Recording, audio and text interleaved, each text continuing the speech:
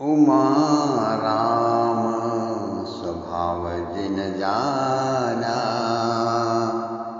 ताहि भजन तजी भावन आना।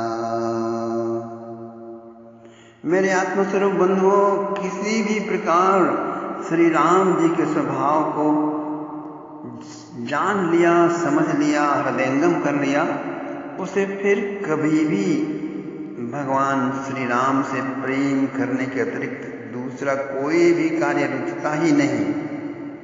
रामायणीय लीला पात्रों में स्वभाव को जानने वालों में कुछ व्यक्तियों की चर्चा है। कुछ के लिए तो स्पष्ट कहा गया है कि ये श्री राम जी के स्वभाव को जानते हैं, और कुछ महाभागों को श्री राम स्वभाव की जानकारी प्रसंगतः ज्ञात होती है। स्वयं भगवान श्री राम ने कन्फर्म किया है, सुनहु सखा निज कहूँ स्वभाव, जानबु शुंडे शंभु गिर जाओ।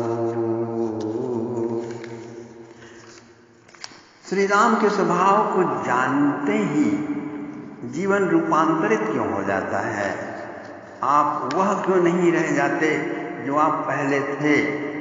कुकर्मी कुकर्मी नहीं रह जाता, अपराधी अपराधी नहीं रह जाता, जुआरी शराबी कबाड़ी नशाड़ी नशेली, ये सब परिवर्तित हो जाते हैं। ये नहीं रह जाते शराबी कबाड़ी खिलाड़ी। ये सब श्री राम से प्रेम, प्रगाढ़ प्रेम करने में निपुण हो जाते हैं।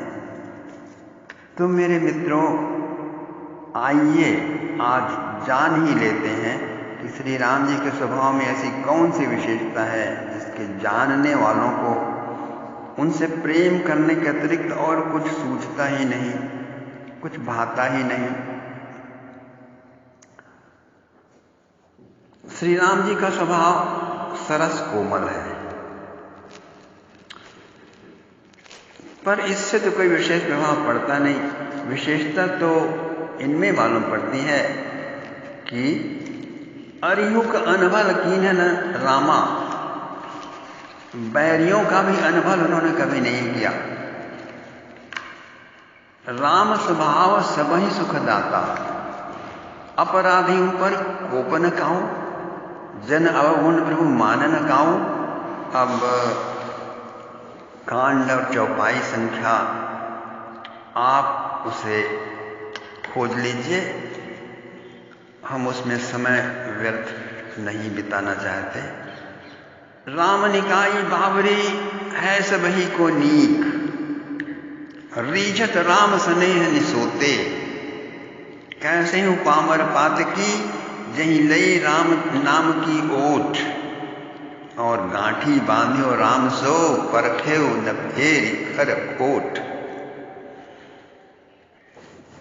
मेरे आत्मस्वरूप बंधुओं, इन सब पंक्तियों को ध्यान से देखने पर एक दृढ़ भरोसा हो जाता है, और वह क्या? गए राम शरण सब को भलो, जनि दर पहि तो से अनेक खल अपनाए जानकी नाथ। और हमें वह न कहना पड़ेगा कि हमारे गुण अवगुण चित न धरो, हमारे प्रभु अवगुण चित न धरो। सूरदास जी की तरह यह नहीं कहना पड़ेगा। श्री राम जी तो अपने करुणामय मृदु स्वभाव से लाचार होकर उनके अवगुणों को देखते ही नहीं है, मानते भी नहीं है। अगर बताओगे भी तो ख्याल ही नहीं करते हैं। कितना बड़ा दिल है उनका। अतः दोष को जीव से अनेक अपराध कराते रहते हैं, और भजन करने वालों के अपराध क्षमा होते ही रहेंगे। अतएव भजन भी करते रहो और पेट भर के अपराध भी मनमाना करते रहो। तो इस तरह कुतर्कों के लिए बहुत सारा मटेरियल मिल जाता है तर्क करने के लिए। परंतु दूसरी ओर जब कहते हैं साम दाम अरु दंड विभेदा नृप उर सबहि नाथ कह वेदा नीति धर्म के चरण सुहाए। और गोस्वामी जी कहते हैं नीति प्रीति परमारथ स्वार्थ कौ न राम सम जान यथारथ यद्यपि प्रभु जानत सब बाता राजनीति राखत सुर प्राता।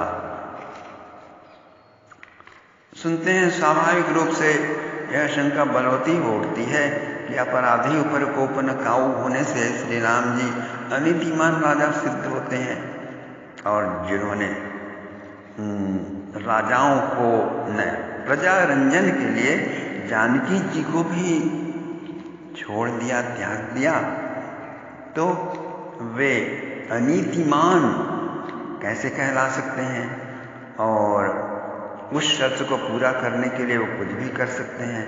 अब ऐसा व्यक्ति के बारे में ऐसा दोषारोपण कैसे किया जा सकता है। तो क्या श्री राम जी अनीतिमान राजा हैं? शासक यदि दंडार अपराधी को दंड नहीं दे तो एक ओर से अपराधियों को खुले रूप से अपराध करने की स्वतंत्रता मिल जाती है, जिससे अराजकता फैलती है। दूसरी ओर सज्जनों के कष्टों की सीमा नहीं रह जाती। इन संभावित शंकाओं पर विचार करते हुए समाधान रूप से बृहस्पति जी की यही बात सामने आती है।